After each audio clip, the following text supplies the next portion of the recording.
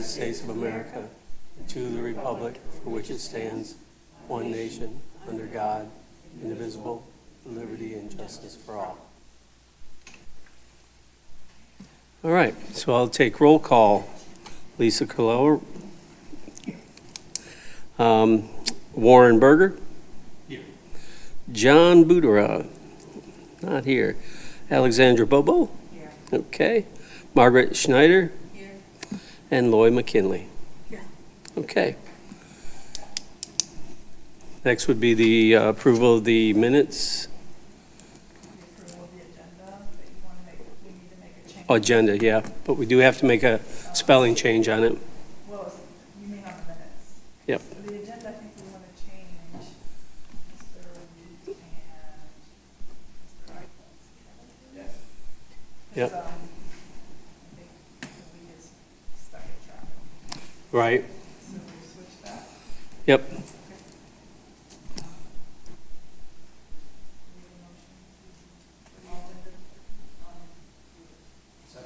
Margaret. This is my phone. Yep. And approval of the minutes of what just that one item. Okay. And that's it. Other than that, it's fine. Do you want to do that now, or do you want to? Well, if we approve it with the change, Yeah, okay. So do we have, there's this title. I'll make that change. Do we have a motion to approve the minutes? In favor?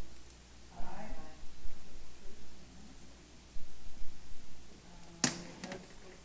So we're going to defer the election of vice chair. I know it's on my copy, it wasn't on the copy that's it's on my copy here. We're gonna defer that. correct. New business, Mr. Zach. Mr. Zach. Yes. Thank you for coming. Thank you. Thank you for saying my last name correctly. No one ever does. Well, thank you so much for having me. My name is Zach Eichholz. I'm the Chief Resilience Manager and Emergency Operations Coordinator for the City of Cape Canaveral, just to your north. It's good to be in Cocoa Beach. I come to Cocoa Beach all the time. Very fun place. Dave Dickey asked me to come and give a brief presentation tonight about some of the projects that we have going on in Cape Canaveral that might be applicable to Cocoa Beach as well.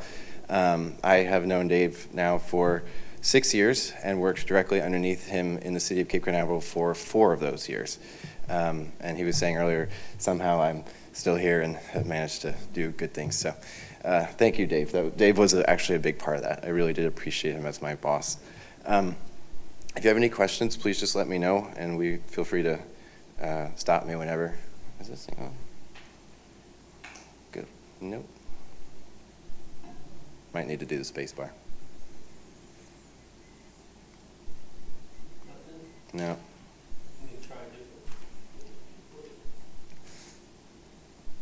No. I would just hit the space bar. Oh, you got to turn on the side there.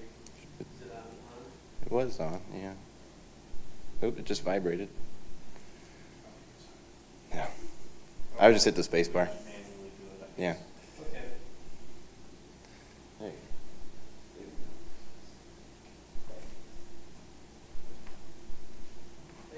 you go. I was told to take as long as possible for the other gentleman to get here. But so the City of Cape Canaveral obviously has a lot of the same vulnerabilities that the City of Cocoa Beach does. We share a coastline, and one of the big things that I help to oversee is the implementation of flood mitigation and adaptation projects.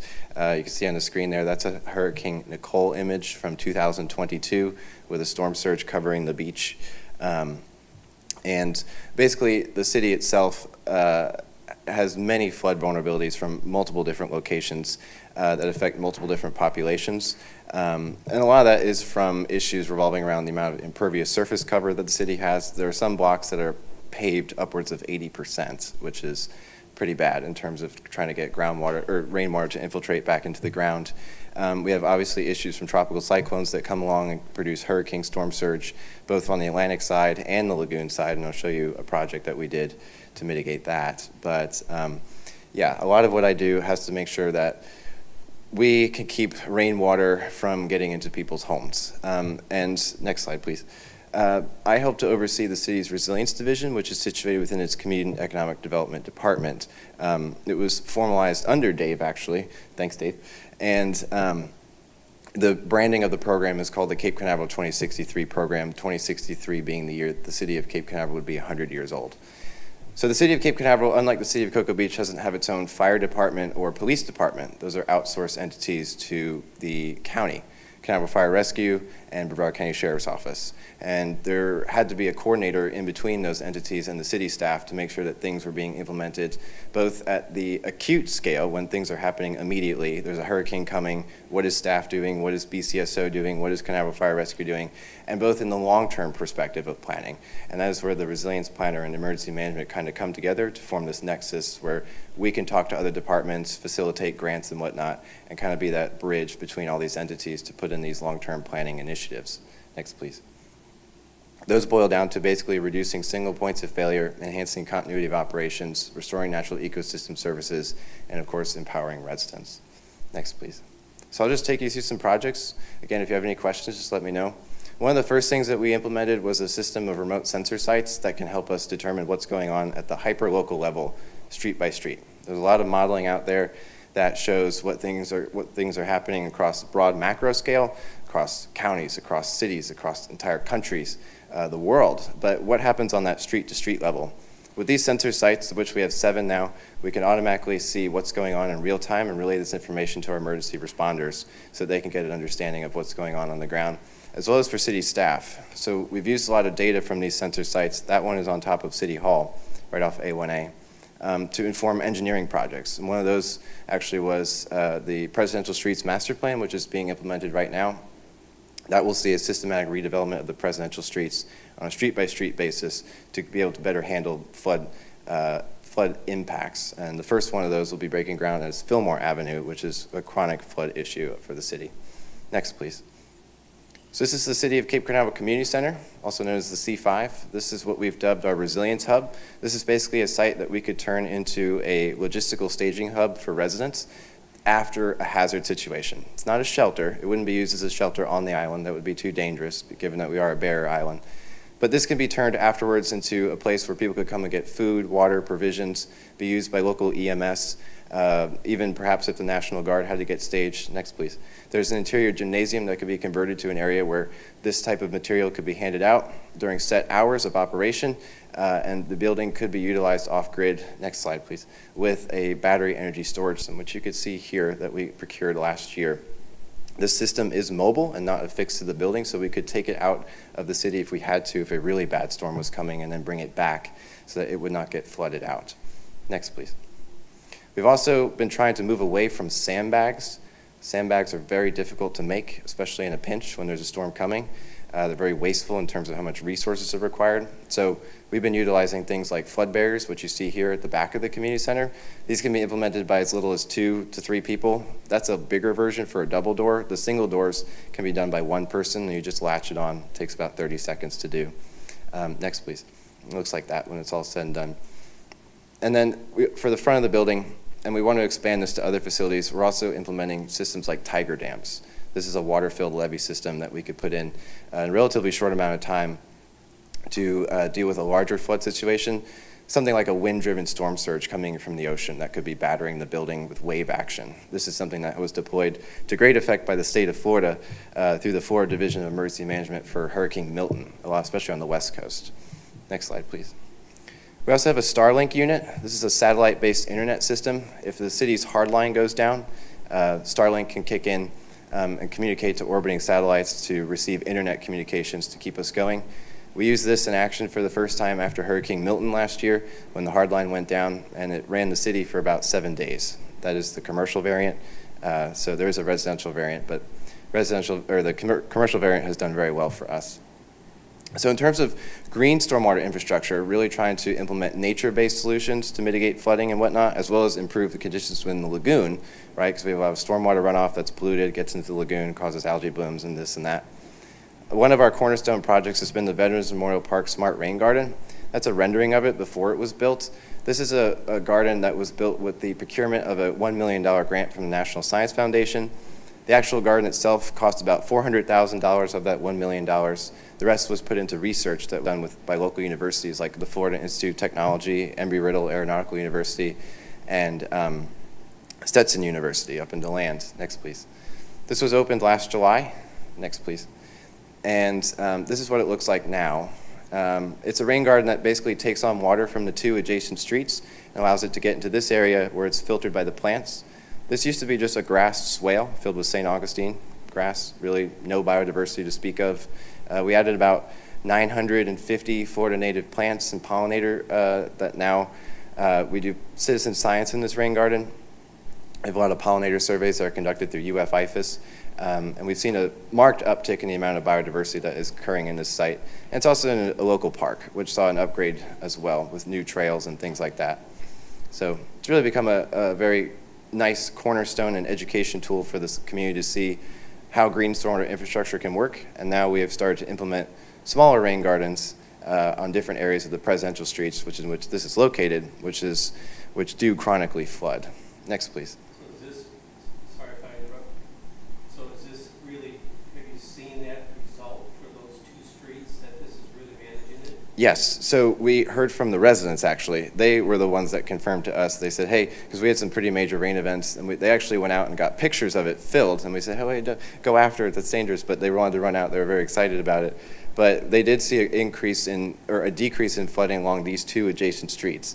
Certainly not going to do a multi-block improvement in terms of flood mitigation, but at least for these adjacent streets, which is Taylor and Orange Avenue, there was a big increase, because what also came about were curb cuts that went under the road, or excuse me, under the sidewalk to allow water to get into it directly. Yes, ma'am. This was formerly just a swale that had grass Correct. also around the edges? Correct. So the swale ran, this shot is looking south. I'm standing on a sidewalk. The Cape Canaveral Public Library is just to the right.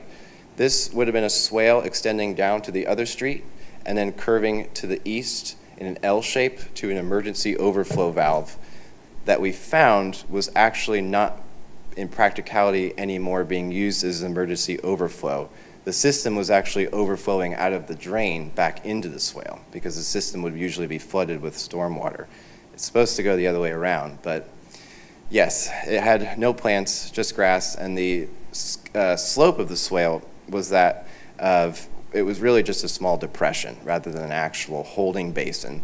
So we increased the capacity by about 30%, and now it holds upwards of 150,000 gallons of stormwater at maximum capacity. There's sensors throughout it, which is why it has the nomenclature of a smart rain garden that are telling scientists how much water is coming in, and also the evapotranspiration of the surrounding trees. And they were actually able to see the park, quote unquote, breathing in the uptick of the trees taking stormwater out of the ground, which was very interesting. Those legacy oaks are doing a good job too. So altogether, it's really created this nice system that can help mitigate flooding in this immediate area. Would you say this is Excuse me, Margaret, your microphones are all muted. You got to turn it to green. Thank you. Tried to do that, and it wasn't. Yeah, I tried to do it earlier. Oh, there we go. It's working now. Oh, I got control back of this. Something happened Okay. here. Look at Would, is this representative of one of your larger? Good question. This is the largest rain garden that we currently have. The ones that would come after this will be actually significantly smaller, but just more numerous on a street-by-street basis. So Fillmore Avenue that I spoke about earlier to get redone in the presidential streets, the concept plans for that do call for multiple linear rain gardens, somewhat similar to the ones that you have along this adjacent area here. That can take in stormwater at the corners of intersections. And then there'll also be an additional capacity added in the terms of underground chamber systems that can take stormwater in, hold it there instead of letting it run off to the lagoon, and percolate it immediately back into the ground where it could be naturally filtered. This is doing it as well, just with an open scenario with plants. So does that answer your question? Yes, thank you. Okay. I have a follow-up question. Yes. Besides people's pictures and anecdotal stories, what type of measurement are you using to see what the difference is versus before versus now? It's mostly been through pictures. So we have pictures of the entire area completely flooded, and we've been able to equate that with rain events that we've captured on a local weather station. So we can see, hey, that had the same amount of rain as this time, but this picture to this picture was a marked difference in flooding, and also at the rate at which the water can disappear. So given that there's now over 1,000 plants, we've actually added more, they're wicking away water faster as well than just the St. Augustine grass. So the time in which water stays here is actually shorter than it was from where it was just the grassy swale. So Are we keeping track of that? Do you guys we keep do track have of- data for Okay. that, yeah. Yeah, a big component of this grant was the research component, to actually see, does green stormwater infrastructure actually do something that can be scientifically proven, as opposed to just saying, because a lot of people do say, it looks nice. Okay, but then what? There's maintenance, there's this, there's that. You know what I mean? There's a component that has to be considered as well. As much as I would love to do this everywhere, it might not be suitable for everywhere. That's why we're kind of taking an all hands on deck kind of approach to integrating these things. It's really a brilliant concept. Thank you. I had another question. Yes. This was available kind of open land before. Yes. Just conveniently, it lined up with where the streets were. A little That bit, made, yes. I mean, it wasn't like, it was sort of an afterthought, right? I mean, it wasn't, I don't know if you picked this land because it was available and just try it out, or you knew that it was adjacent to the flooded areas and then you made it happen here. That's a good question. So the park was always supposed to have an upgrade, but it was never to touch the grass swale. The trails was to be redone. A small amphitheater type area was supposed to be redone. The area commemorating veterans and the various branches of the military was to be upgraded, larger flagpole. The only reason that this got done was because we got that grant. And the reason that this site was chosen, there was an extensive community engagement component to this that was actually funded through a $50,000 Phase 1 grant from the National Science Foundation. This is Phase 2. That got the $1 million. And through that community outreach, we said to people, hey, these are what green stormwater infrastructure projects look like. They're bioswales, they're rain gardens, they're living shorelines, nature-based solutions. What do you think is best for the community? What could Cape Canaveral do? And where would you think it would be best to be put? And a lot of people chose this site because of its central location within the city and because the surrounding area had genuine flood concerns. So that's how we kind of landed on there's already a project going on here. The community seems to want it here. Let's put it here. Thanks. And then use it as a teaching tool. Yes, sir. Just a question. Are you aware of this happening in private sector projects? For instance, buildings that are looking at green space as part of their building project? Some are, and some aren't. I would say that most aren't at this point. I think it depends on the scale, but I think a lot of, for example, some of the newer hotels in the city of Cape Canaveral, and Dave could probably speak to this too, a lot of them are implementing the underground stormwater chamber systems, as opposed to letting the runoff just go into the street and out the storm drain. Those are allowing for a lot of stormwater uptake on the immediate site and to get it percolating back into the ground, which is good. I think what we've kind of adopted is trying to let the rain stay where it falls. That's kind of our thing. If we can hold it where we want it, then we don't allow it to get into people's homes. We don't allow it to get into the lagoon, which water is a tricky thing. It likes to go where it wants to go. It's hard to fight nature, but this has been very helpful in doing that. And we do hope it's a showcase for others to do it, because part of the grant stipulations was it's a project that has to be transferable and scalable.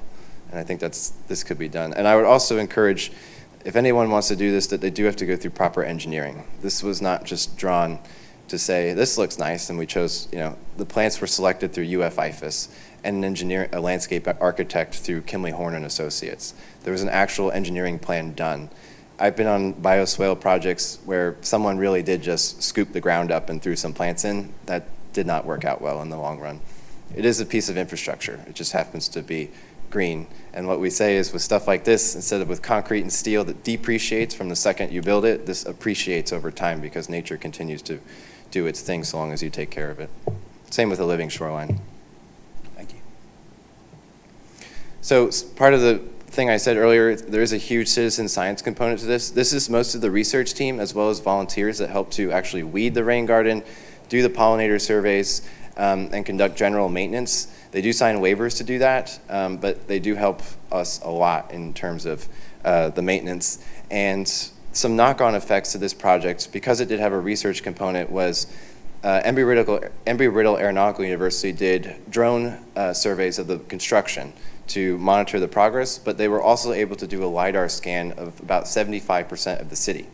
So we got up-to-date elevations of 75% of the city, as opposed to using FEMA's maps, which are honestly quite outdated and old and not really conducive to what's actually going on. Their floodplains do not match what we see in reality.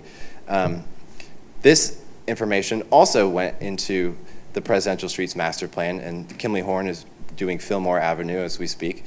They were able to get updated elevations with this type of information. So you saw some drone flights using this type of drone that would go off, and that data has been really helpful, and we'll probably continue to use it for a number of years to come. So we're currently undergoing a vulnerability assessment. I believe the city of Cocoa Beach is as well. This is a state mandated document now that allows you access to Resilient Florida grant funding, which is a pot of money worth millions. This is a new graphic that we'll have at our disposal, which I think is really exciting, that will be publicly accessible. Basically what you're seeing, every building that's colored is in the city of Cape Canaveral proper, and the color denotes its flood hazard. So people could go, before they buy a property or rent a property, they could click on it and see just how vulnerable it is. The redder, the worse. The green is the best, and yellow and orange is somewhere in between. It would go red, worst, orange, yellow, green. So you can see some structures along A1A immediately are green, but very few. And a lot of structures are red and orange along some of those areas that might be prone to either urban flooding from rainfall or from storm surge from the lagoon or from the Atlantic Ocean, where you see some of those orange structures along the coast. Mm-hmm. So yeah, they managed to get every single structure. Some funky shapes, but it generally gets the point across about what's going on. And then you can see our water treatment plant there in the far right corner, very dangerously out, and we'll touch on that problem later. But another big thing that we've now had to explore, coming to more of the gray infrastructure side of things, this is the city's first permanent pump station. This is called the Center Street Pump Station. This can pump 6,000 gallons of water per minute out of the city's stormwater system, specifically in the Center Street Basin, which is at the south end of the city, covering a lot of the presidential streets. This is also affixed to a tidal valve. So what we are seeing is the lagoon has risen so much that the city's stormwater system is almost permanently flooded. And when it's already filled with water, there's no additional space for rain to go. And especially in a hurricane situation where water is being driven into the system from wind, literally pushing it upstream, again, no place to go. So the tidal valve is actually a dam that blocks the pipe, and this pumps water around the tidal valve, so water can't get in, it can only get out. So we've seen this be pretty effective. After Hurricane Milton, it drained the streets dry in the Center Street Basin in about 10 minutes, which is really good. And we also have a weather station affixed to this to tell us real-time weather data in relation to this pump, and it can also be viewed online by city staff, so we can turn it on remotely if we need to, but there's floats inside the system that will automatically turn it on if it gets to a bad enough situation. But this pump won't be enough in the long run, which is why we're trying to accentuate it with those chamber systems, rain gardens and whatnot. We're probably looking at a second one going in sometime in the next 5 years along the Canaveral Ditch, which is another very flood-prone area. Yes? So when water is pumped out, where would it be pumped to? Good point. I should have said that. It goes into the Banana River Lagoon, where it would normally go out of the stormwater system. Every single outfall that the city of Cape Canaveral has goes to the lagoon. None of them go to the ocean. Isn't that kind of like a vicious circle? The water's coming up from the Banana River Lagoon into the storm basins and getting pumped back in That's again. a good point. So I should clarify. If there's ever a storm surge where the water physically gets pushed into the city from the lagoon, this would not help, because it would create the vicious cycle. This is for urban street flooding from rain, where the lagoon has not risen to the height of the houses. If it does, that's a bad day. But We're not talking about 100-year storms or 500, it's just rain. Correct, yes. And this is turned on for afternoon thunderstorms, but that was the point that we were at. We also see it turn on when there's no thunderstorms, and we said, well, why is that? That's probably because of cracks in the stormwater system that groundwater is infiltrating into all the time because the groundwater table is so high. So it turns itself on every once in a while to drain the system just of groundwater infiltrating and pumps it around that tidal valve. So, yes. Did you locate this in the red zone, I guess, from the LiDAR system data that you got, or was that all before? This was even had pre-engineered before that. A company called Mead and Hunt did this. They did a study, gave the city several options that were expensive to very expensive. This was one of the expensive options. And fortunately, this was covered by a Resilient Florida grant, as well as money from the American Rescue Act. So that was good. But the second pump system I spoke about that we're looking at doing is probably going to be about $3 million, just to give you an idea. And that would also come with a tidal valve system or a floodgate that would be affixed to an actual ditch, an above-ground ditch. So again, kind of like if you've ever seen what the city of Venice did, the gates close, water gets pumped around the gates, water can't come back in, kind of like that, just at a very tiny, tiny scale compared to Venice. Is there a generator associated with this? It is its own generator. It's off-grid. It has a 500-gallon diesel tank that we can fill up as we need. Yeah, it's not, in case the grid goes down, this should keep going by itself, and it's in a sound-attenuated housing. I've stood right next to it when it's on, and you actually can barely hear it. It's not bad. I don't know if you can tell in this image, but there's foam padding on the inside that's absorbing the sound. We have our annual sea oat planting. I know Cocoa Beach does this as well. Last year we planted about 18,000 sea oats across 2 miles of beach in about 3 hours. We have done this every year since at least 2005, after much of the beach was wiped out from the 2004 hurricane season. This is what the beach looked like in roughly 2005, and we've geolocated this to the exact position about 20 years later. This is what it looks like.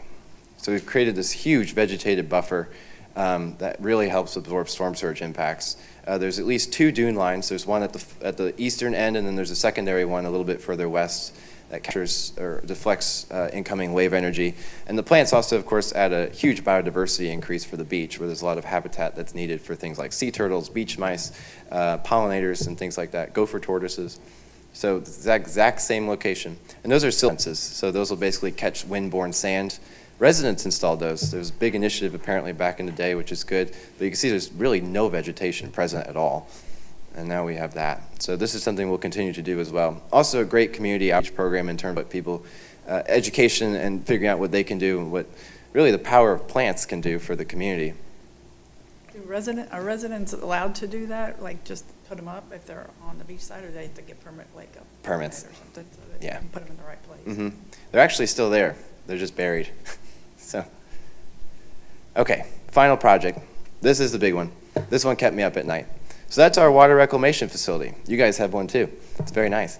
Ours is dealing with coastal erosion issues. That is the oxidation ditch. That's the only oxidation ditch we have. This is an essential part of the treatment train. All those bubbles that you see on the surface of the sewage there, that's a good thing. The microbes inside that basin are being fed, and they're very happy. But that's 1.38 million gallons of sewage, only about 12 feet from the lagoon, with an eroding shoreline, with no liner, and only concrete sidewalk chunks haphazardly placed with a few Brazilian peppers. Clearly not an ideal situation. So we're currently working with the Army Corps of Engineers to redo this shoreline. But we, being that they're a federal entity, we are a little bit of a limbo right now about what they are going to do in the long term. So we went ahead and did a project where we implemented a new riprap, where we brought in 100 tons of granite boulders, put in a liner, and then added these. So we were the first city to add a product called reef arches.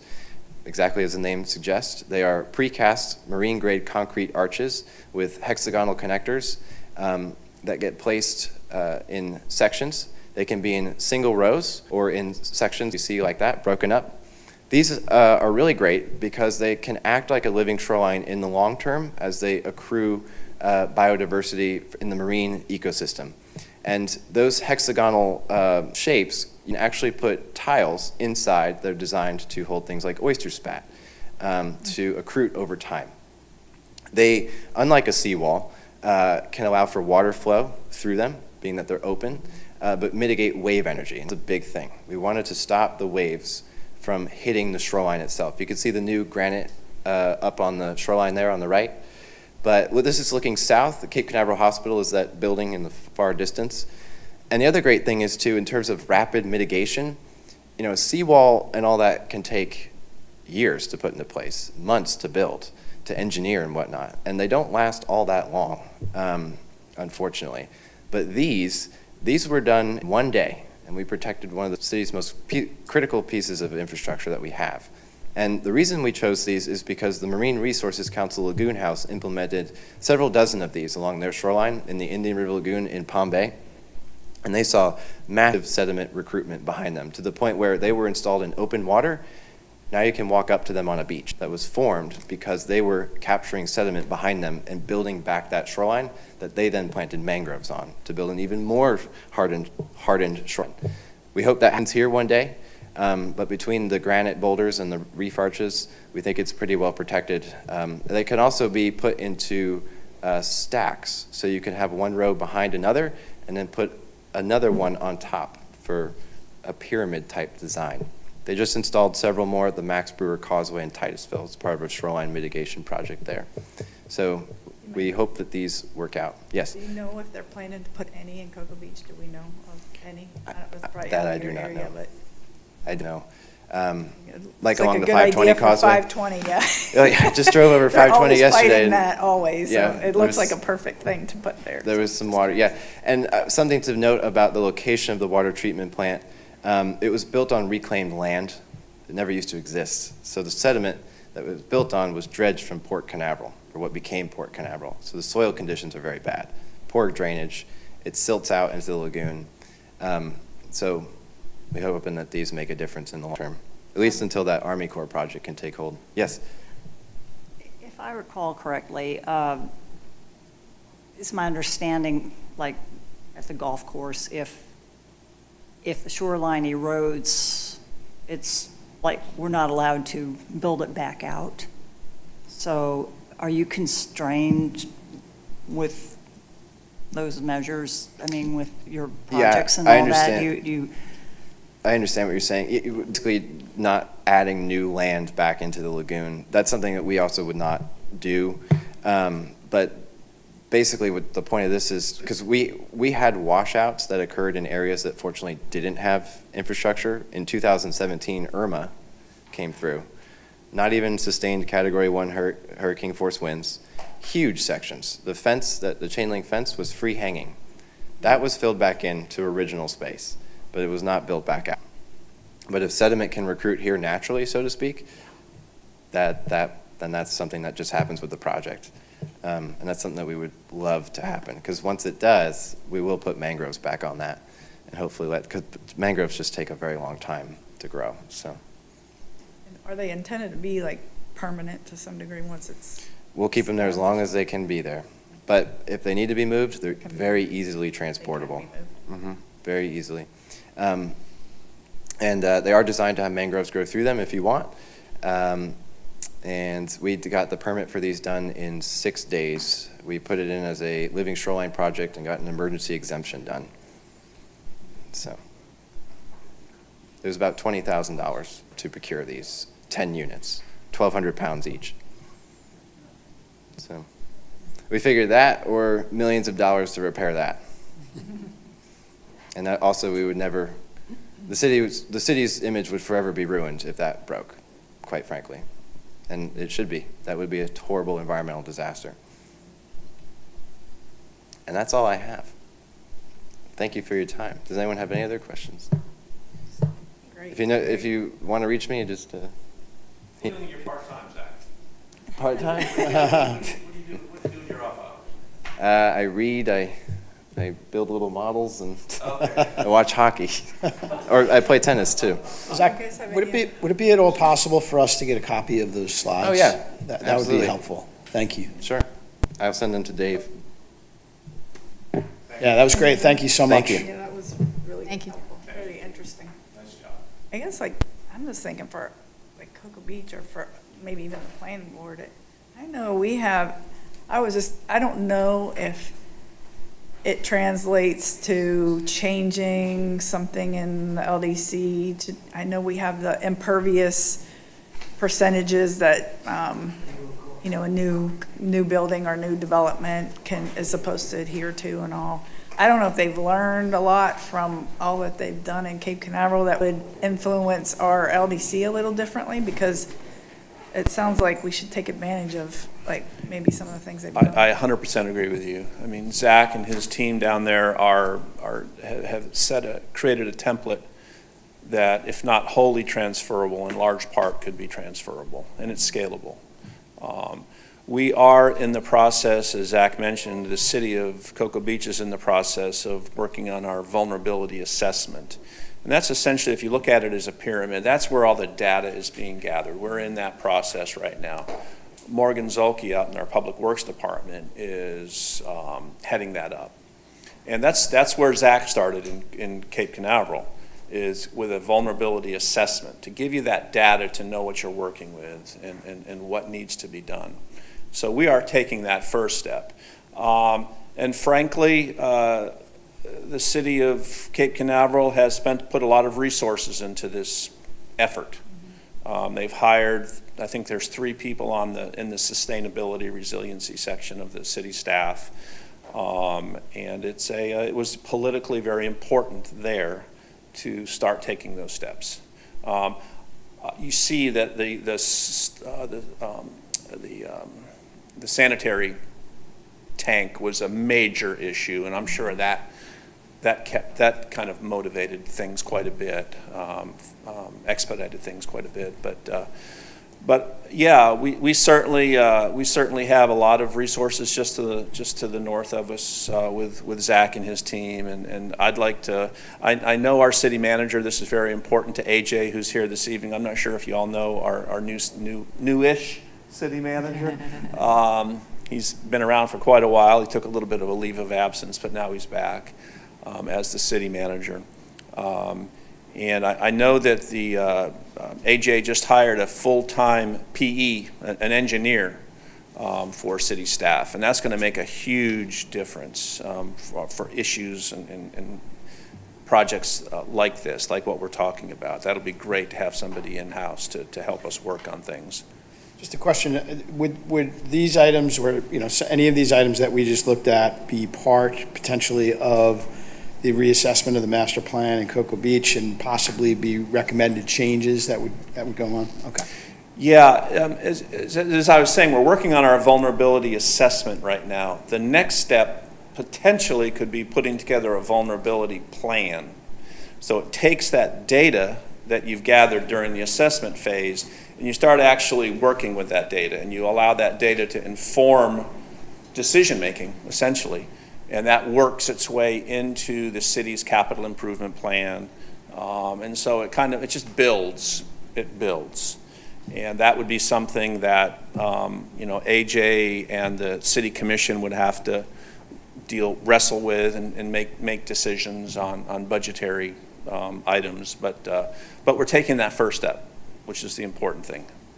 And, what the next steps are and how quickly they happen is yet to be determined.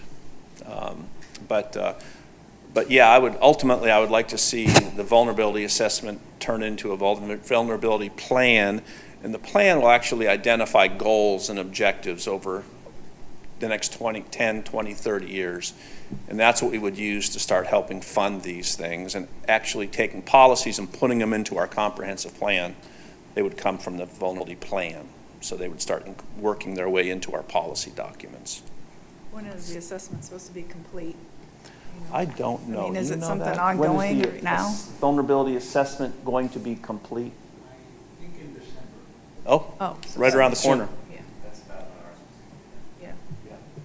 And then do we have someone that, there was a lot of grants that were part of this as well. Do we have someone that is actively writing these grants right now? Yeah, AJ hired a full-time grants writer who is based in the city manager's office. She has a great background, a very strong background. So she has actually made an application for a number of grants. I don't believe she's applied for any sustainability-based grants, some of the ones that Zach is talking about, but I guarantee you, after tonight, I'm sure AJ, if AJ beats me to her, he'll have to be pretty quick, but there are, as you can hear, there's some very substantial grants out there that we are in the same situation that Cape Canaveral is in, so I think we would do well with our applications, so, yeah. All right, well, I guess if that's it, I'm going to introduce Tim. Tim Wheat, we're very fortunate to have Tim here. Both of our speakers are fantastic. I mean, I'm very, Thank you very. for bringing them in. Yeah, this is great. That was really it's been great. We're very fortunate. And Tim and I have known each other for a long time. I think it was in the mid-'90s, I'm going to guess, that Tim came to a little community over in Central Florida called Lake Wales. And put in a affordable housing project, and we worked very closely with him. And a few of the communities I've worked in since then, I've always tried to get Tim to come in and do projects because he knows his stuff, and he's very good at what he does. His voice is listened to and heard by people in local government, state government. He's been doing it for a long time, and he knows his stuff. And so we're very fortunate to have Tim here this evening, and I look forward to what he has to say as well.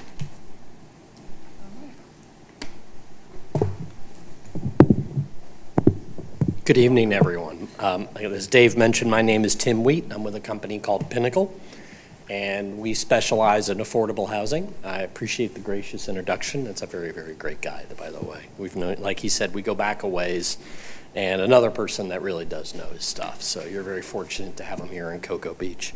I'm here to talk about sort of like what the modern approach and face of affordable housing is from a developer's perspective, to try to give you some perspective. Should you look at regulatory changes to try to incentivize affordable housing, or if somebody like me shows up at your podium trying to get a development approved, you kind of will know what to expect. And so my goal is not to sell you on anything here tonight, other than establish my qualifications for taking up your time, but just want to give you a rundown of what our industry does and how we do things and how developments are structured financially, and try to give you a perspective on the Live Local Act and what it means to us in our industry. So I'll try to do that, answer as many questions as you ask.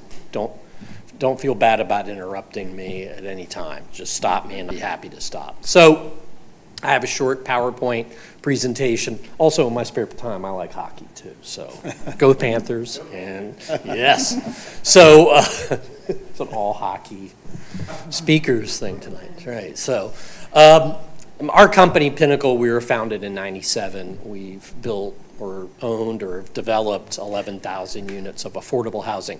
We predominantly focus on multifamily rental housing, and we've done things in all classifications. What we call affordable, which would be for households earning less than 80% of the area median income. What was also classified as workforce housing, which would be between 80 and 120% of the area median income. And then market rate housing, which isn't restricted by income or is simply market driven. So we've worked in all three spaces, but our primary area is affordable housing.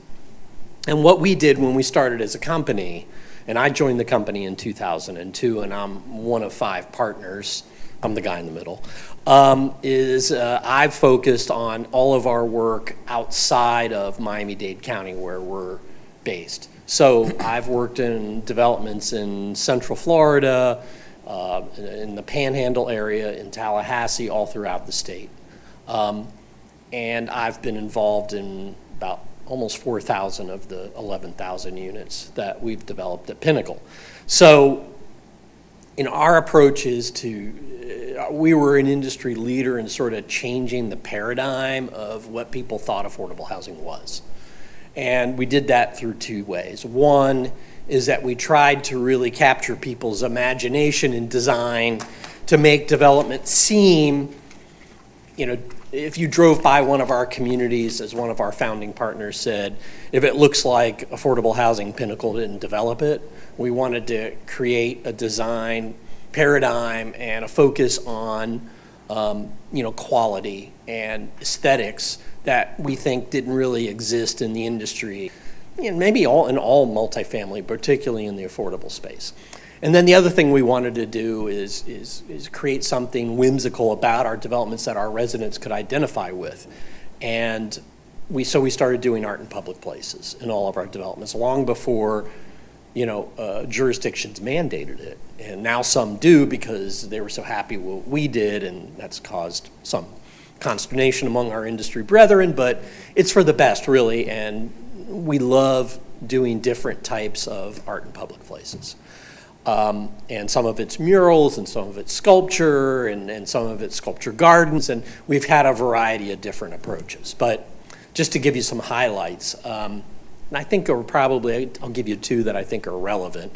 This one we developed and finished last year in Palm Beach County, and it was selected as the outstanding housing development by the Florida Redevelopment Association in 2024. So it's called Berkeley Landing. We focused on a very modern design. It sits along US 1 in Palm Beach County in a city called Riviera Beach, with a blade sign, the balconies, movement in the buildings, the fact that the building's lit up. We dedicated a civic open space on two sides of the property. The one side facing US 1 you see lit up with that sculpture. There's another sculpture upper left that was done by this acclaimed Brazilian artist, Romero Brito, which is from our collection. We actually, have a collection. One of our partners collects some of these things, and we kind of move them around properties and try to rotate them. So that development had 112 affordable units, two of which actually were not affordable market rate units that we created live workspaces where a small business person has a small retail space. One is like 600 square feet, the other is 900. And it faces US 1, and they have signage. And then they have a private stairwell with a fire-rated door that goes up to their residence above. So they have the shortest commute to work of anybody in Palm Beach County. So, and those have proven to be really successful. One is economic development, business collaborative that promotes business growth in the city. And the other one is a barber. So it's kind of a neat blend. We started that with a development we did in Tallahassee called Casanas Village at Frenchtown Square, where we did a series of live workspaces, and we've been able to successfully rent those as well to local businesses. So merging affordable housing with economic development in a mixed use is one of the things that really works well for what we do. This other development, a little bigger scale, a little larger, two-phased development called Pinnacle 441. It combined 213 affordable units, a smattering of market rate units. It's on a major state road, State Road 7 in Broward County, and it also has 6,780 square feet of retail. For example, we have Cricket Wireless, a State Farm insurance agency, a Spanish restaurant, and we have two other bays that we're negotiating leases on as we speak. But this development was financed through a multiple means because it had two phases, one of 113 units and one of 100. I'll talk about how we finance our developments in a minute. But it won the South Florida Business Journal Structures Award for the top affordable community in South Florida in 2024. As I mentioned, art in public places. We do all kinds of fun things on our buildings. We try to partner with local artists, and we invest this as it converted from a PowerPoint to PDF. It cut off a little bit of narrative, but we install and maintain these as a non-development expense. So we don't cause the development or the public-private resources we leverage to pay for the art. We donate it to the development as a company. So, and again, it gives our residents a real sense of pride, so a conversation piece for the local community.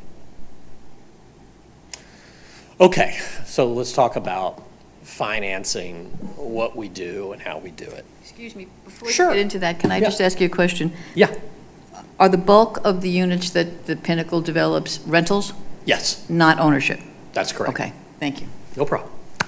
So in the development of rental affordable housing, one of the methods we use is this, what's called the 9% low-income housing tax credit, or just housing credits for short. In 1985, the Tax Reform Act created a program where states were allocated a certain amount of tax credits that they in turn then can issue for worthwhile projects that agree to keep their rent affordable for a period of time. So how that works in reality is that we apply to the State Housing Finance Corporation in Tallahassee. We say, we've been talking to Dave Dickey, and we have this 100-unit development in Cocoa Beach, and we apply and compete for those credits, and it is very competitive. Those credits, if awarded to us, allow us to raise equity rather than debt. We sell those tax credits to corporations who use them as a dollar-for-dollar write-off on their corporate tax rates, or their corporate tax payments. And typically, the users, the primary users of the tax credit now have been, the industry's evolved. It used to be just large corporations, but now more banks, because banks kind of pair the tax credits up with their own loan products for both construction and permanent financing. And also, they gain Community Reinvestment Act benefit by investing in affordable housing. It helps them in mergers, acquisitions, and things of that nature when the federal regulators look at them for such things. So it's a great strategy.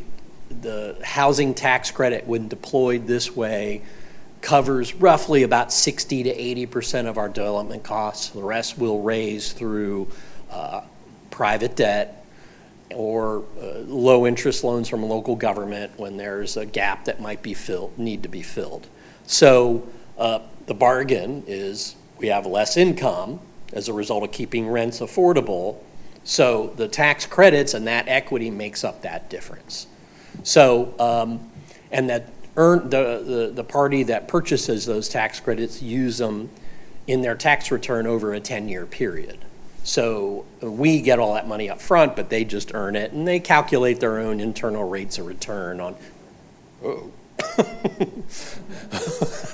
So in Florida, gets allocated $67.8 million of these tax credits this year. So if you were to monetize that over 10 years, as the tax credit program allows, and then they don't buy, a bank or a purchaser of the tax credit doesn't buy them at 100 cents on the dollar. Let's say they buy them at roughly 90 cents on the dollar, or 80 to 90 is generally the current rate.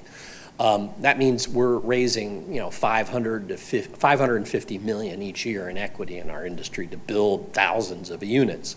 And Florida Housing, since its inception, has allocated tax credits that have built 162,000 units throughout the state of Florida.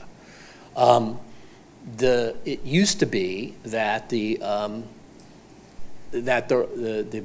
highest median income in a tax credit community was 60% of the area median income. That changed with the Tax Cut and Jobs Act of 2017. It allowed us to just do an average of 60% of median income, but we can go as high as 80 for certain units as long as we average 60 for the entire development. Why is that important? That 80% of median income, we touch a lot more workers at a lot of income levels that aren't really low, like entry-level teachers and firefighters and policemen and government workers and people in entry-level industry and trades that might not in certain markets because of what they're paid relative to that published median income and here we would use the published median income that comes out each year from Brevard County. So that was a real positive change for our industry to get us a little bit more of a band of folks who need quality, affordable housing that otherwise were getting shut out of these developments until 2017. So that was, go ahead.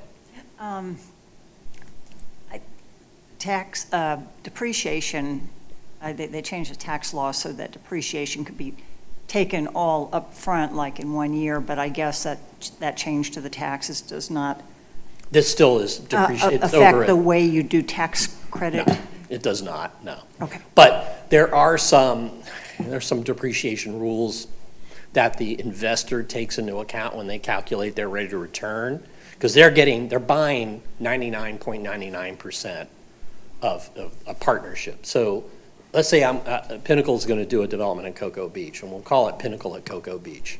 And we'll form a single-purpose entity called Pinnacle at Cocoa Beach LLC. This investor that buys the tax credits, if they're awarded to us, buys 99.99% of the partnership interest. We own 0.01%, but we run the development as a managing member on a day-to-day basis. They get all of the tax benefits, including all the rights to depreciating the buildings and all that stuff. We're simply, as the 0.01% owner, we're able to make a developer fee up front if we can earn it. Sometimes we can't. And then we get the limited cash flow that comes over a period of time. So the the investor, I don't see that side of things too much as a developer, but that's calculating and figuring out depreciation. That's part of the investor's calculus and determining, okay, for Pinnacle at Cocoa Beach, we're going to pay you 88 cents on the dollar. So they take all of that into account before they make us an offer to provide equity. Yes? Have you found that there's a minimum number of units necessary in order to make it financially feasible for the development partner? That is an excellent question. Yes, scale is important. And scaling up is to a minimum number of units is really important. And what is that number? Well, let me answer it two ways. One is that for certain of Florida Housing's applications to receive these tax credits, they'll require a minimum number of units. Mm-hmm. Yeah, I think typically in a county the size of Brevard, it's 30 units.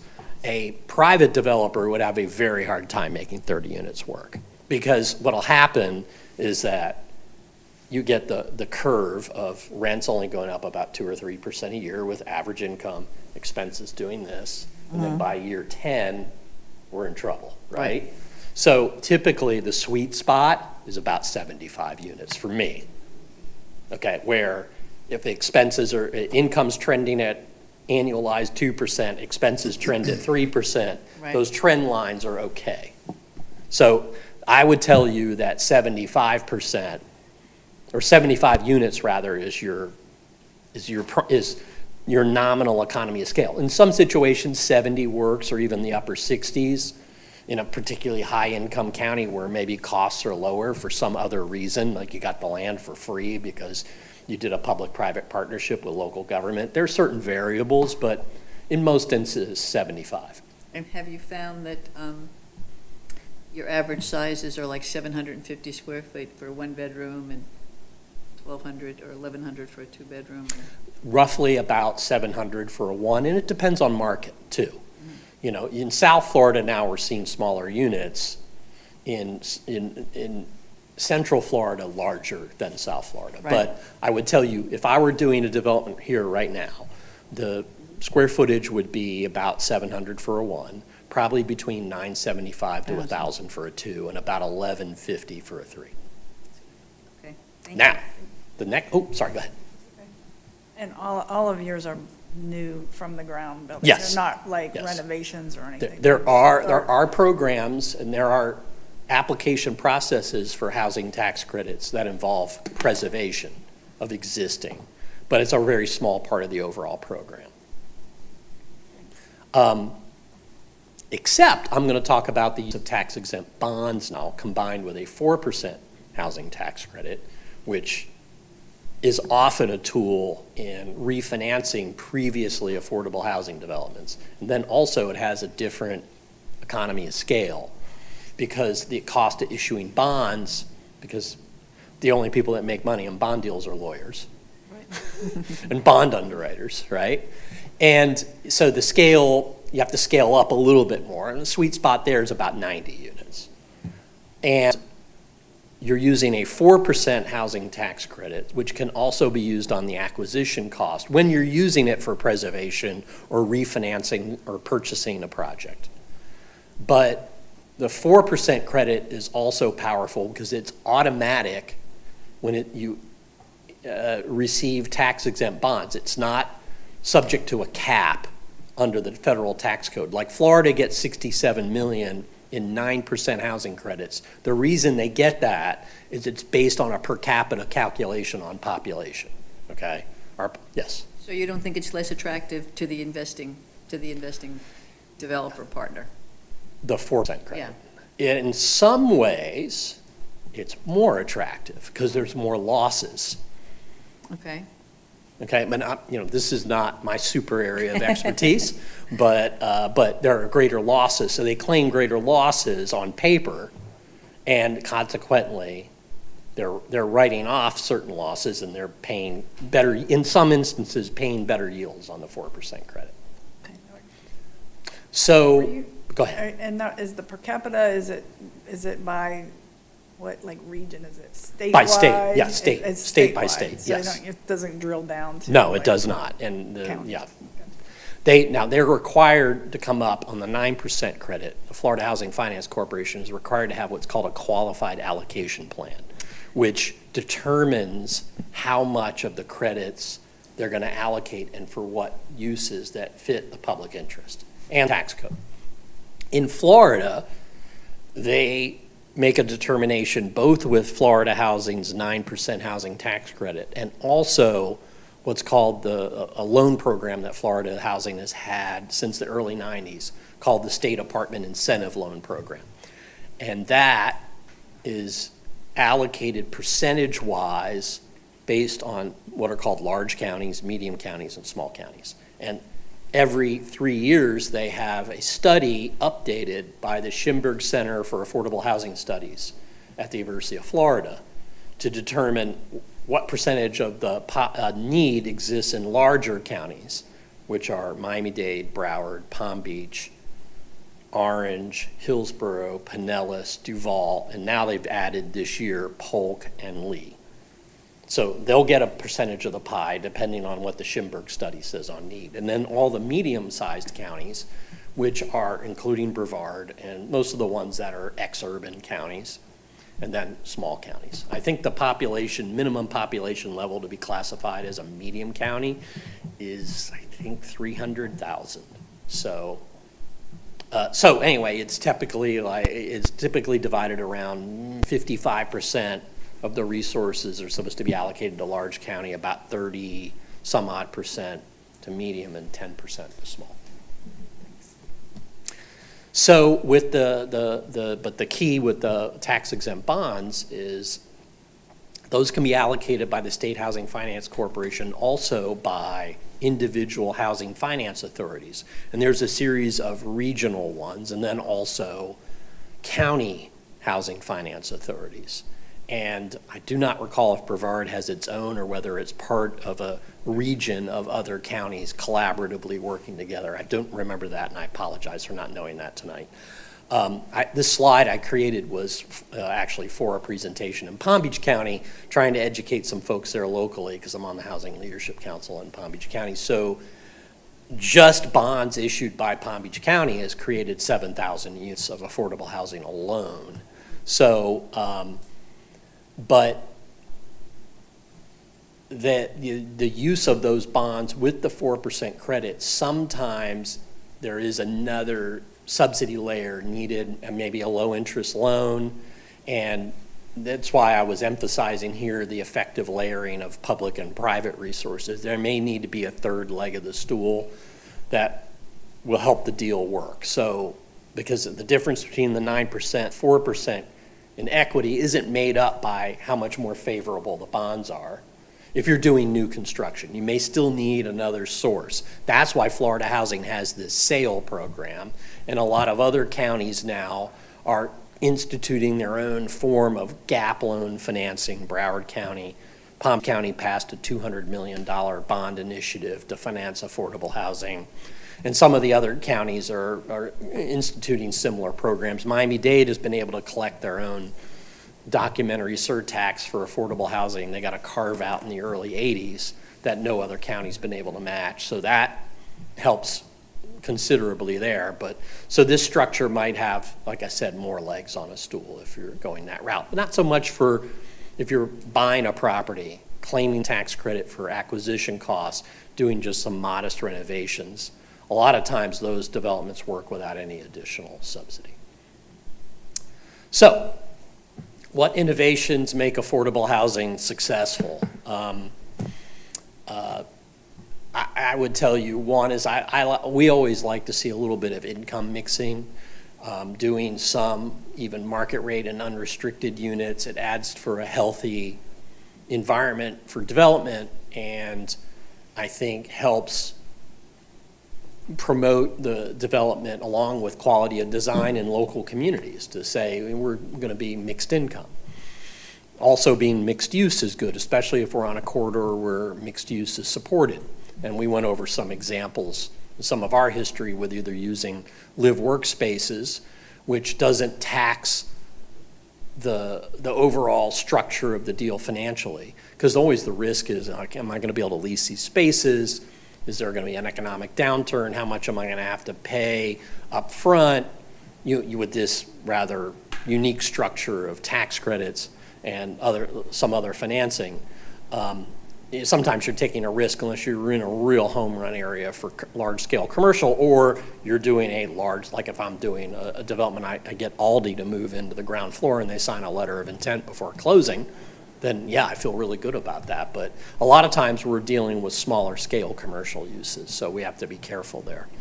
We love public-private partnerships, and a lot of times we'll pursue developments on publicly owned land, whether it be with a public housing authority or on land that might be owned by a city or county.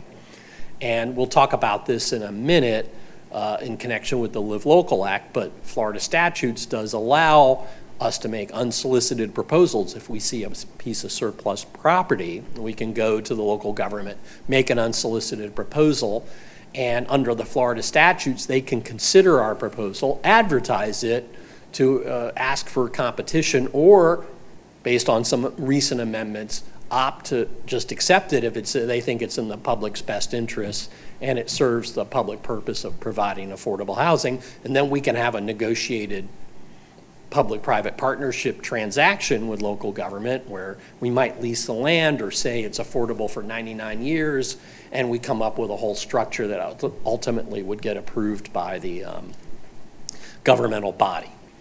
So I'm a big fan. I think the Live Local Act is great, but I'm also a big fan of form-based zoning, like where not everything is prescriptive, that we can work together with a planning board and staff, and we might be in an overlay district or a special district that encourages certain types of forms of development rather than saying the setback's 25 feet from the road, and if you don't meet that, you have to get a variance and you have to prove hardship and all that. In our industry, we like to have, in some of our most successful developments, like in particularly downtown cores, have been form-based zoning and tremendously positive outcomes. I think both a win-win for both the community and for the development itself.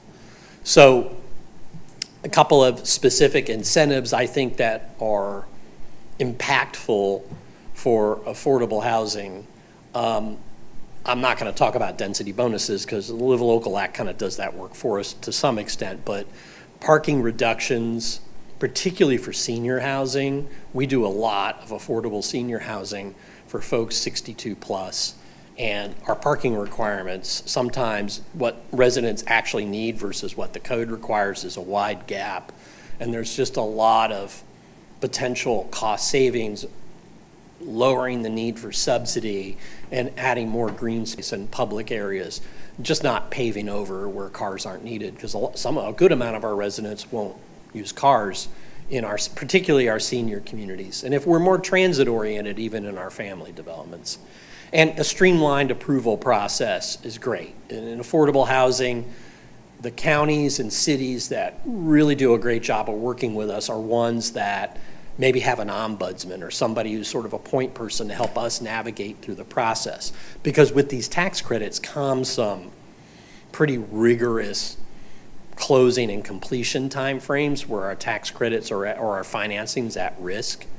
And we need to sometimes get expedited treatment. Some of the money you may receive from Tallahassee for affordable housing, like the SHIP program, sort of requires that the local government have a policy for expediting affordable housing approvals. But the best situations are ones where we have an effective point person that can help us navigate through the system, especially if it's a city we've never done business in and we're trying to learn.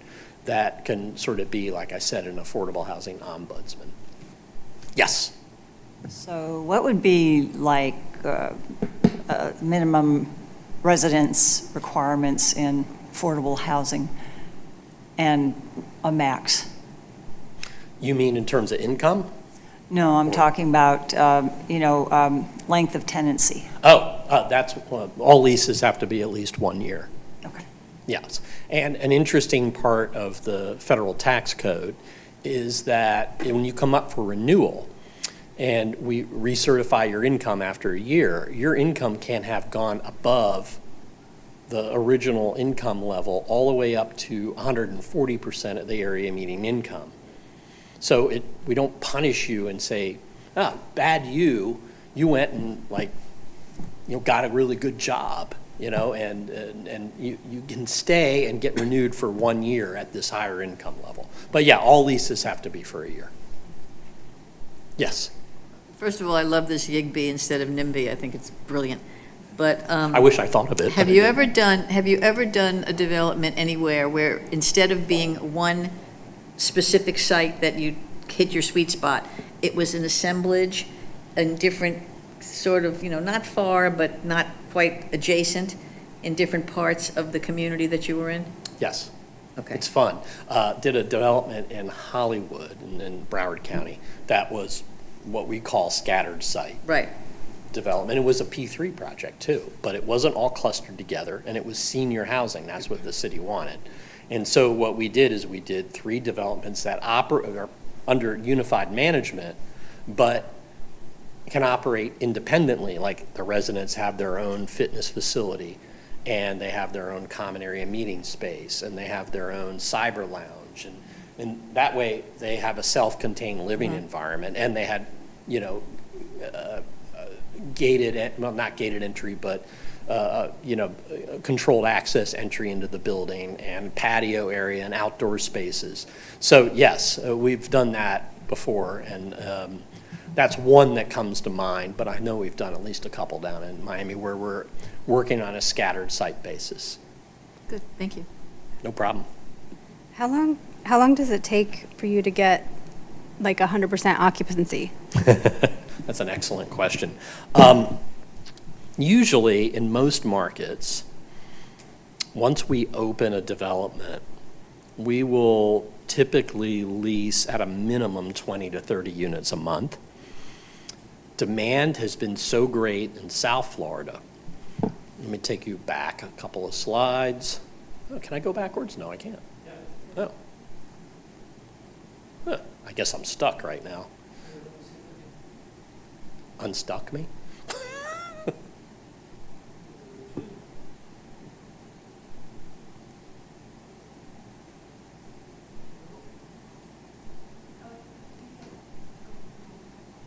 That's okay. The development I showed you earlier called Pinnacle 441, because it was on this really intense corridor. We had such tremendous demand, we decided to use a lottery to lease units. The first phase of 113 units, we had 22,000 lottery registrants. The second phase, 11,000, and that's when we imposed a local residency preference, because there's been some evolution under fair housing law about using local residency preferences. So we did like a 50% preference for Broward County residents, and I think that culled the herd of people because we're very close to the border with Miami-Dade County there. So I think that's like a really true representative amount, but 11,000 for 100 units in the second phase. And then we decided to do a lottery for our recently completed development of senior housing in another development in Miramar in southern Broward. And we did a lottery there because the city had some leftover Recovery Act funds and they wanted to give every resident down payment assistance. We said, well, with senior housing, we probably won't need a lottery, but the only fair way when we're handing out free rent along with, the opportunity to rent is by lottery, because that's an unquestionable method of leasing units. We still had 2,200 residents register for 110 units. So the demand is off the charts, and it just depends on where you are. We just finished leasing a development in Kissimmee, 96 units, leased it in 2 months. So that's sort of, we're just seeing unprecedented levels of demand. We're building a lot of affordable housing, but we're not keeping up with population growth. So I'm sure I don't have to talk forever about the Live Local Act. I have a feeling that's probably come up once or twice in your meetings. So, but the zoning preemptions, in our view, that expands opportunities. We can now build on commercial and industrial properties without having to do a zoning change or a land use change. I think that's great, but there's still a lot of regulatory things that you as a planning board and staff would enforce. The Live Local Act doesn't, you control your rights to code provisions. We have to follow all of them. And again, as a working relationship on an affordable housing development might be, is that me? I apologize. No, it wasn't. That's me, I'm sorry. No, that's the ringtone for I my can't turn it significant off no matter other. what So I do. I was like, "Ooh, Laura's texting." Developing those collaborations on code provisions that might be a detriment, like parking. You still can enforce parking under Live Local, except you're required to give some kind of a reduction if we're near transit, a transit-oriented type use or a transit use. Live Local wasn't just about those zoning preemptions. It was also about tax abatements. Some of that still needs refinement, and some lenders are struggling to underwrite it. Live Local also involved money and funds for mixed use, mixed income developments, $100 million for that, $40 million for military housing, another large sum of money for developments of significant regional impact, like mega projects that have an affordable housing component. Then also the Hometown Heroes program, which is a home buyer program, which is really fabulous. And Florida Housing's run that with great success, where essential workers can, through their lender, get down payment assistance through the Hometown Heroes program for first-time home purchase. We, as developers at Pinnacle, also provide a home buyer incentive program as part of the range of the menu of opportunities that Florida Housing asks us to do. Not everyone picks it, we do. And we provide 5% rebate on your rent in down payment assistance for a first-time home. So if you move out, you come to us with evidence you're in a first-time home buyer program. When you close, we write a check to the title company for 5% of whatever rent you paid. So if you paid $1,000 a year for 2 years, that's not nothing, and it helps towards down payment assistance. I'm sorry, go ahead. Do you know if the state has, in looking at this shortage of affordable housing, if the state has possibly looked at their policies about vacation rentals to sort of curb it back a little bit and incentivize people to instead do longer-term rentals? You are very much, in my way of thinking, that one of the key problems we have in affordable housing in this country, and frankly in the Western Hemisphere, is the proliferation of short-term rentals. It's a real problem. And not just in the U.S. We read about people in Barcelona protesting, marching through the streets and squirting tourists with squirt guns because everything is a Vrbo or an Airbnb in the city and people can't find affordable housing. And that is an issue in our major cities, and it's a huge issue in Florida. Is that going to get taken up by the legislature? I hear that talk that it might, but I'm not sure what the policy prescription's going to be, whether there's going to be a limitation or whether there's going to be a certain amount of licenses that you would have to get for short-term rentals. I do not know. But I think personally that it needs to be addressed. So, I mean, to me, the two biggest things I think about as someone in this business is there has to be a rational approach to short-term rentals that protects people's property rights, but yet doesn't deprive the marketplace of essential housing. And there has to be just a streamlining of regulatory hurdles. I think Florida is good at that. I don't know that some other states are as good at that. I think that Florida's got a fairly streamlined approach, but there's more work that could be done. We need to flood the market with supply. You know, we need to be conscious of the environment. We need to be conscious of overdevelopment, traffic, and all those growth patterns. But our biggest affordable housing problem as a country and as a state is not just these tax credits. We need more supply. More supply is the solution to our problem. So, thanks for letting me get on my soapbox about that, because I feel strongly about that. The amendment to the Live Local Act, as you pointed out, now it's not a preemption, but you have the ability to approve, if you choose, developments without a zoning or a land use change on property that's owned by religious institutions. So that has spurred the YIGBY movement. And the biggest challenge with that is educating churches. Churches inherently don't, the laity in churches that know and understand business have to be involved in that process. And there is an educational process going on in jurisdictions all over the state for churches and church ministers and their laity to understand how this works and why this is a good thing and why that big giant parking lot you never use in the back, it could really be something special. There's a certain mistrust of business people, and I get that, but we're hopeful as an industry, and certain advocates like the Florida Housing Coalition and this Housing Leadership Council I'm on in Palm Beach County is helping take the lead, and some local governments too, to try to sort of better educate people on the benefits of YIGBY.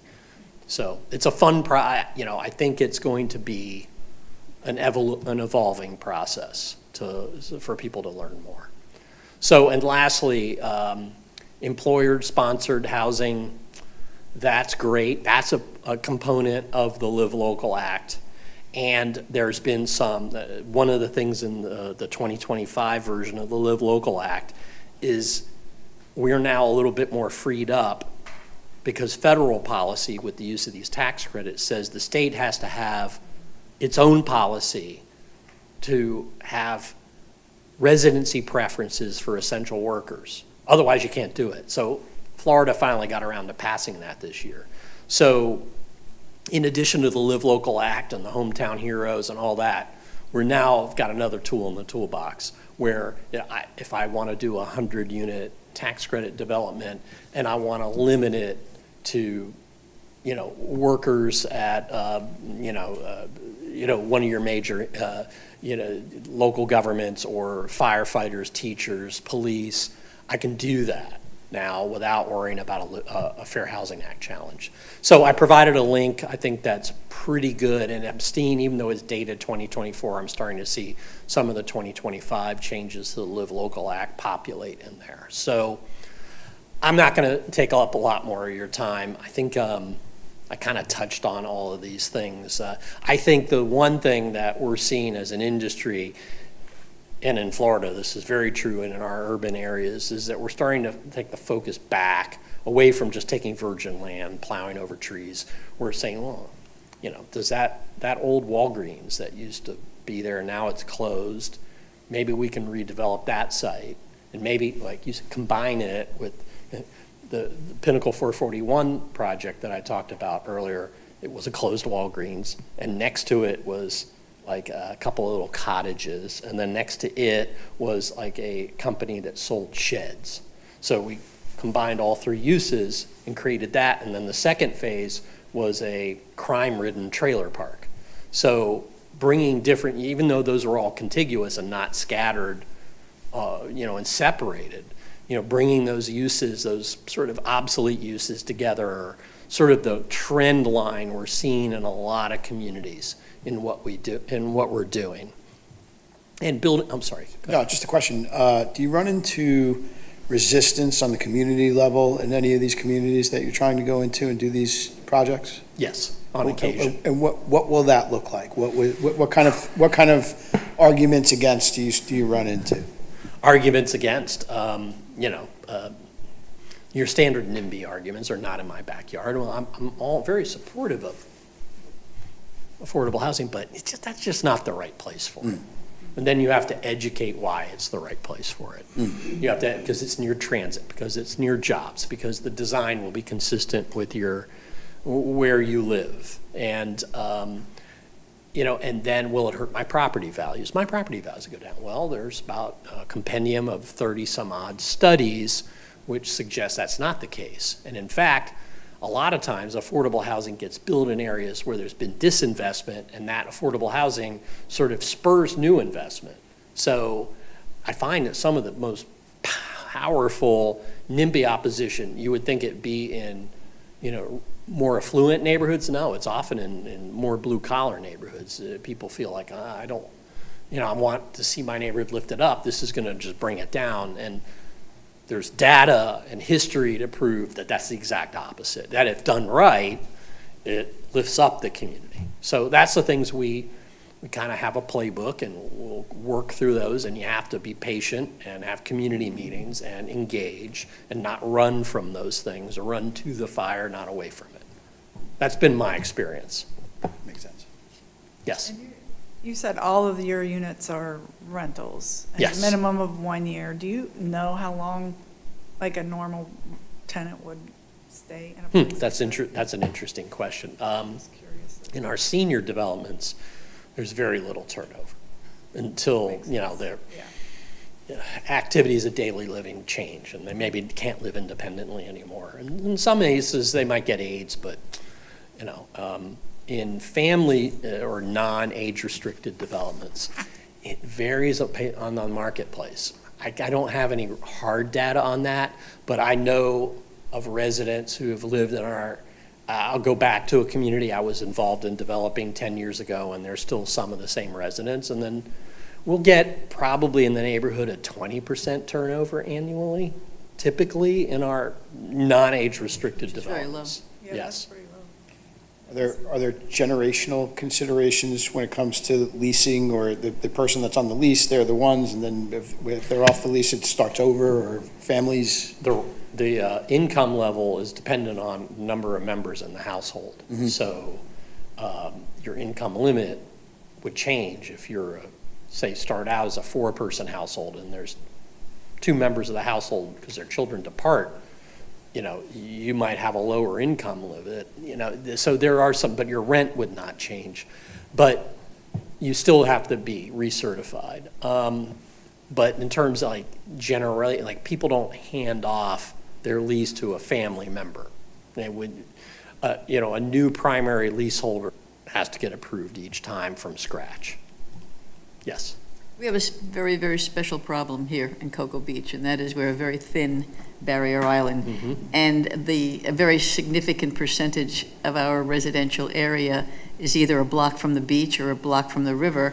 And from a developer's standpoint, that's primo land. Right. I'm a tremendous advocate and been pushing for years for affordable housing. And I do believe, and that was what the basis of my question about bringing some parcels, not necessarily together, but Right. identifying. Right.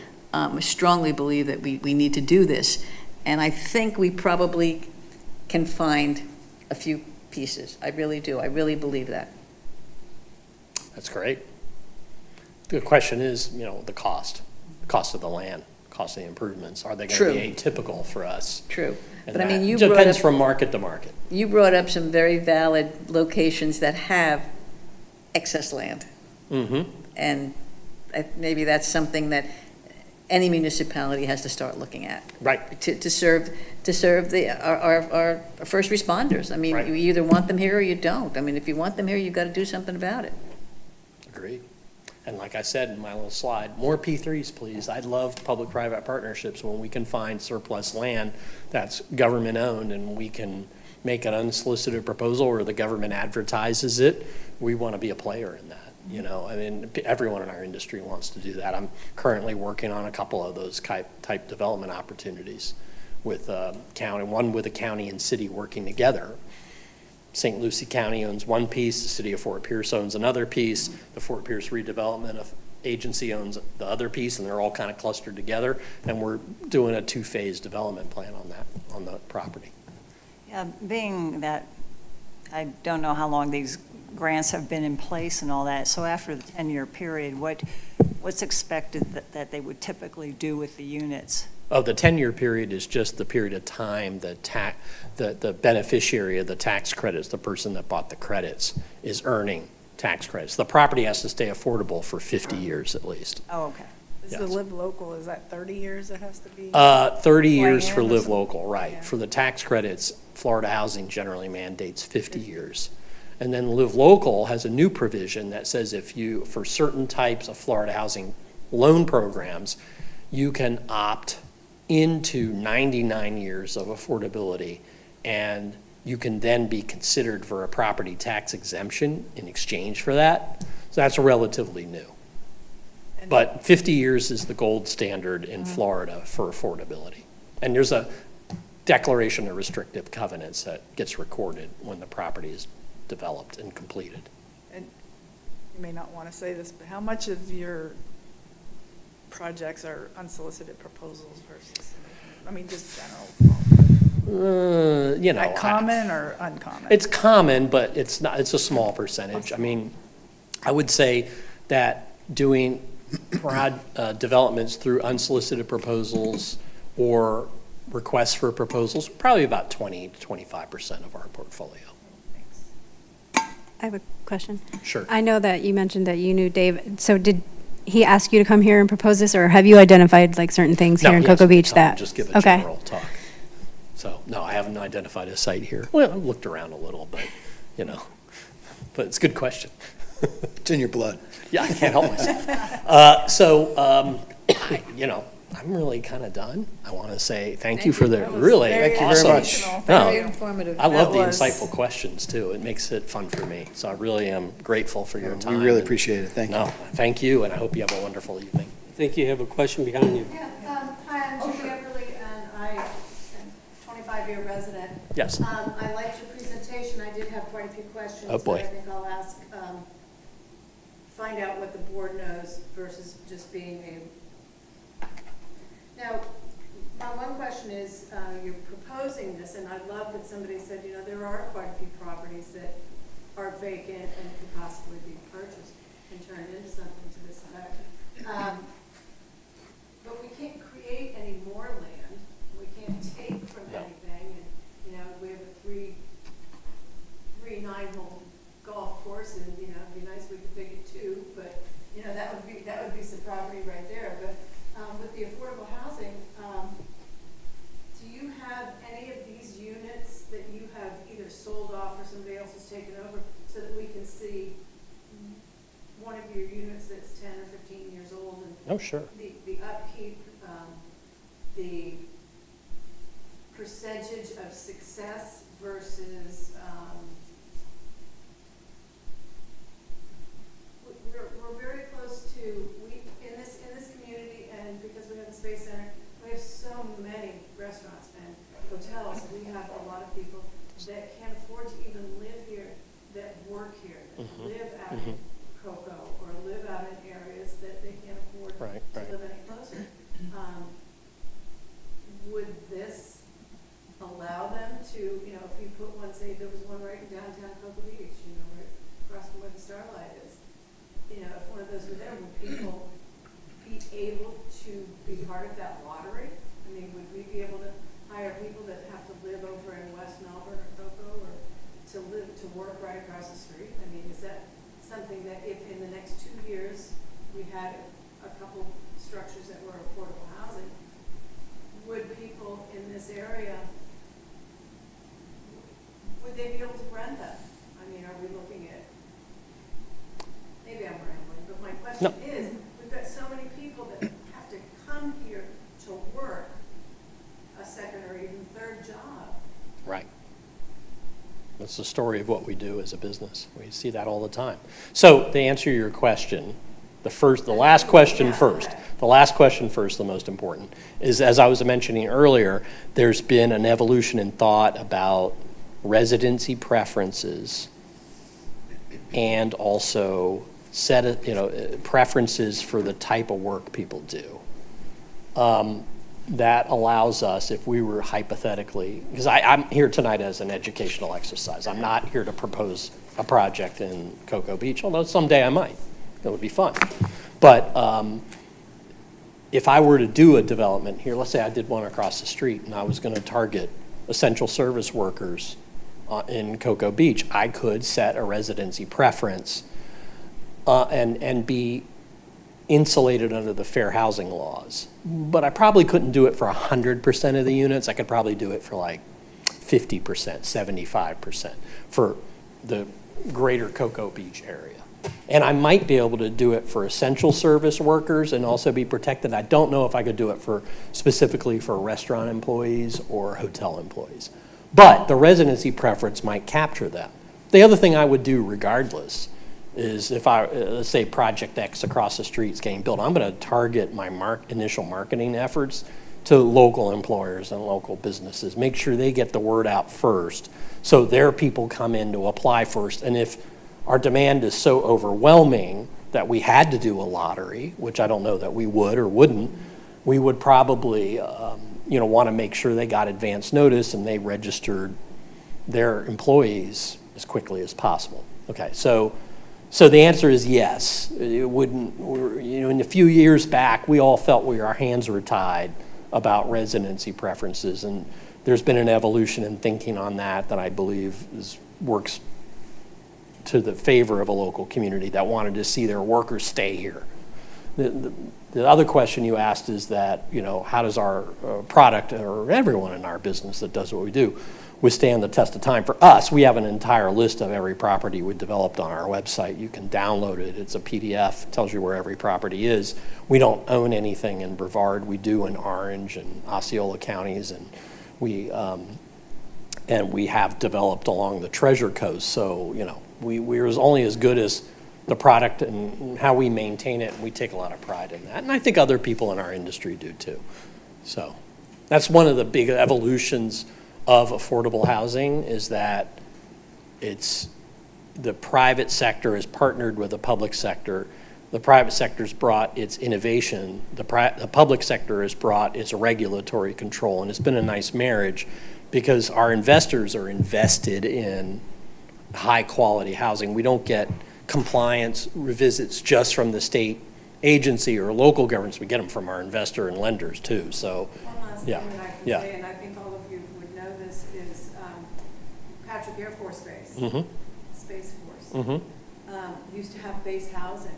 Yes. And they sold out. It was out of greed. It was greed. They sold out and tore them down. And it's great that, I lived in them as a child. And now they're selling them as $500,000, $1 million homes.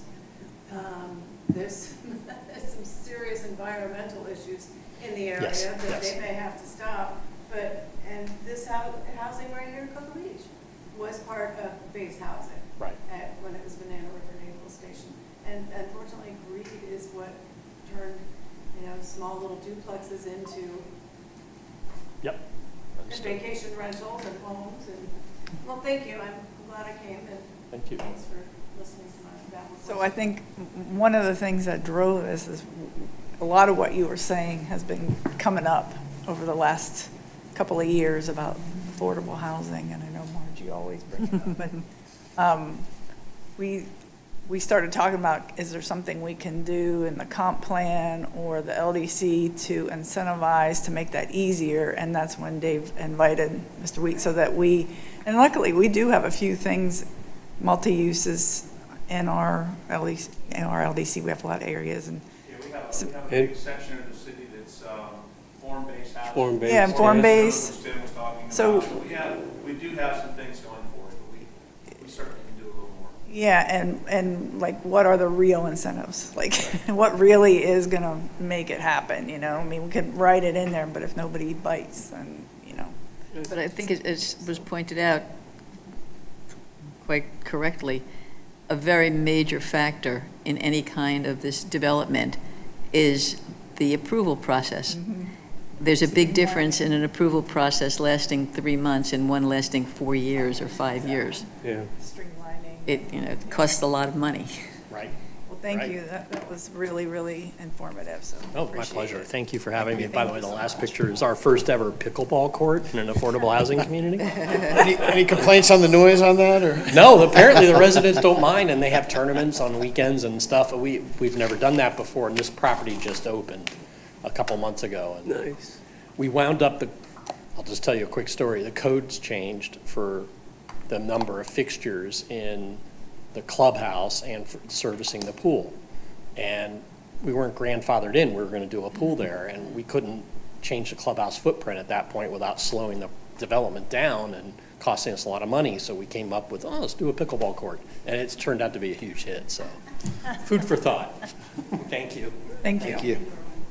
Tim and Zach, thank you so much for coming and spending your time with us tonight.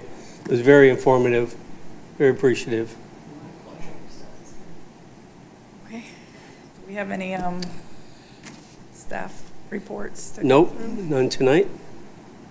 Any other public comments? To do with parking, have you guys discussed parking, or is that a city issue? Because How about if you and I talk about parking? that's okay. Yeah. We have talked about parking.